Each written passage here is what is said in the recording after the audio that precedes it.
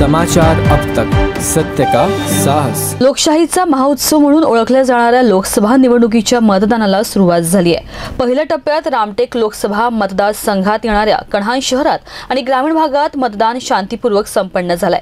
सकाळपासूनच या लोकशाहीच्या उत्साहात मतदारांनी सहभाग नोंदविला असून 4 पेक्षा अधिक मतदान केंद्रांवर मतदारांनी कडाक्याच्या उन्हातही मतदानाचा हक्क बजावलाय। नगर परिषद कार्यालय येथे मतदान करण्यासाठी केंद्रावर गेलेल्या कैलास कांबळे, उदाराम रोकडे या जिवंत मतदाराला मृत्यू दाखवून त्याचे नाव डिलीट करण्यात आले। प्रशासनाच्या हलगर्जीपणामुळे अनेक मतदार यादीत नावे नसल्याच्या नावाखाली नाहक मतदारांना मतदानापासून वंचित राहावे लागले। तसेच मतदारांचे नावे शहराबाहेर गेल्याने अशाही मतदारांना मतदानापासून वंचित राहावे लागले।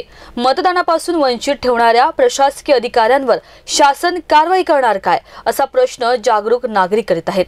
निवडणुकीदरम्यान मतदान केंद्रावर कुठल्याही प्रकारची अनुचित घटना घडू नये म्हणून पोलिसांचा कडेकोट बंदोबस्त तैनात करण्यात आल्याने मतदान शांतीपूर्वक संपन्न झाले। समाचार अब तक न्यूज करिता ऋषभ बावनकर, कन्हान।